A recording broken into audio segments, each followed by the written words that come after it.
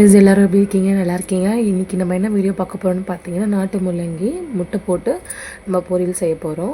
First நல்லா wash பண்ணிவிடுங்க முள்ளங்கியை. அதுக்கப்புறமா தோலை ரிமூவ் பண்ணிவிடுங்க. ரிமூவ் பண்ணதுக்கப்புறமா நல்லா காய் சோல் வச்சு சீவிக்கோங்க. ஒரு கடாயில் எண்ணெய் வச்சுக்கோங்க. எண்ணெய் ஊற்றிக்கிட்டு கடுகு பொரிஞ்சதுக்கப்புறம் கடுகுக்கு ஒரு 1/4 ஸ்பூன் போட்டு பொரிஞ்சதுக்கப்புறம் ஒரு 1 ஸ்பூன் அளவுக்கு உளுந்து போட்டுக்கோங்க. இதுக்கு உளுந்து போட்டு செஞ்சிங்கன்னா ரொம்ப டேஸ்டியாக இருக்கும். அதில் உளுந்து போட்டு ஒரு ப்ரௌன் கலராக ஆனதுனால கொஞ்சம் வதக்கி விட்டுக்கோங்க. வதக்கி விட்டோன்னா ஒரு 10 பல் பூண்டு இடித்து போட்டுட்டு ஒரு 5 காஞ்ச மிளகாவும் பிரித்து போட்டு அதுலேயும் சேர்த்து வதக்கி விடுங்க. அப்போ தான் ரொம்ப டேஸ்டியாக இருக்கும். இதுக்கு காரம் காஞ்ச மிளகா மட்டும்தான். லைட்டாக மட்டும் தான் மஞ்சள் ஆட் பண்ணுவோம் கலருக்காக. மற்றபடி இதில் காரம் எதுவுமே கிடையாது. மிளகாத்தூள் எதுவும் நம்ம போட போகிறது கிடையாது. ஒரு கத்து கருவேப்பிலை அது கூட ஆட் பண்ணிக்கோங்க.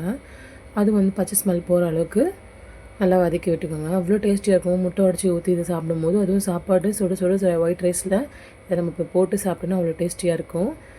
ரொம்பவே சூப்பராக இருந்துச்சு. நாங்கள் சாப்பிட்டு பார்த்தோம்.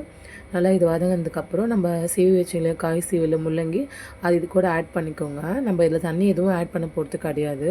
ஏன்னா இதுவே தண்ணி காய் தான். முள்ளங்கினாலே தண்ணி காய் தான். ஸோ நல்லா அங்கே பார்த்தீங்கன்னா உங்களுக்கே அது தெரியும். எனக்கு கொஞ்சம் கோல்டாக இருக்குது. கொஞ்சம் அட்ஜஸ்ட் பண்ணிக்கோங்க. நல்லா கொஞ்சம் இழுத்து பேசுகிற மாதிரி இருக்குது. சாரி.